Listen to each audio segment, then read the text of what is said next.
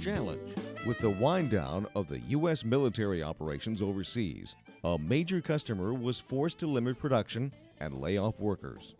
The Wisconsin and Southern Railroad needed to find ways to replace and rebuild this customer's business along with its Oshkosh line.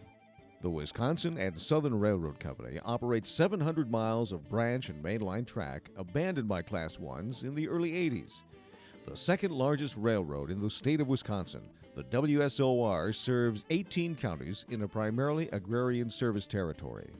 The WSOR worked closely with the customer, encouraging them to bring on a contractor to handle the complexity of loading and securing military goods for shipment.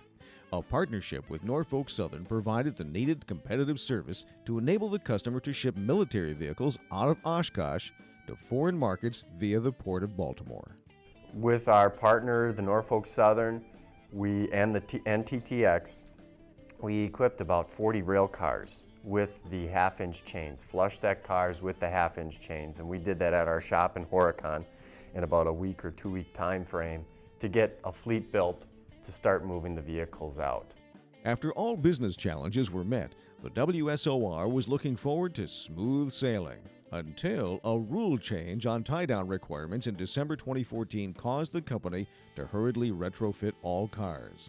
The test run in July of 2015 did not go as planned. Then the worst thing happened is about 2 days after they were unloaded, my customer calls me up and they says, "So I got bad news. It looks like the vehicles that came in on rail got vandalized. And with the concerns that we have had, we are pulling the plug on this project and that is it." And I was taken back. I was like, there's no way. There's got to be some issue here. So I called our contacts at the port. I said, "Can you look at those trucks? They're saying that it was these clevises that are on the doors to pull the trucks back up and if they get tipped over or whatnot, were missing." So my port contact looks at the vehicles that we brought in, and they've all got the hardware. So I go back to my customer and I said, "Hey, wait a minute, where are you getting this information from? Because the vehicles that we see at the port, they've got everything on them." So it takes about a day or two for them to validate it, and they come back to me saying, "You are right, it was the vehicles that came via truck to port that got vandalized." So finally, we have something working for us on this project. In August, a successful move was finally completed in record time, 7 days from Oshkosh to Baltimore. Throughout 2015 and 2016, shipments continued to run within the customer's time in transit expectations. It went really well. The customer was very impressed. We have had very consistent times to the port, and it really helped change some opinions on rail.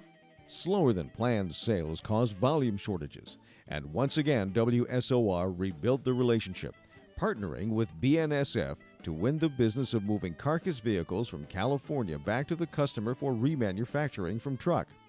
This would eventually require building a crane pad to efficiently unload the vehicles from the train to the customer's lot.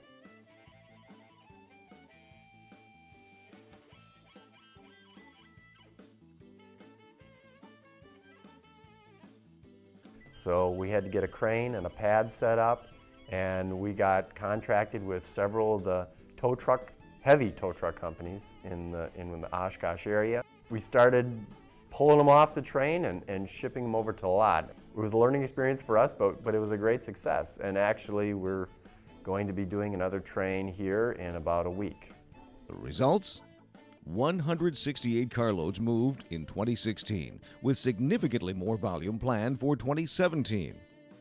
I can only thank our internal teams at the WSOR, from our maintenance and operations, and then really our partner in the NS really went to bat for us with TTX and getting a fleet of cars upgraded so that we could move this business. And really our customer, I want to thank them too, because they were open.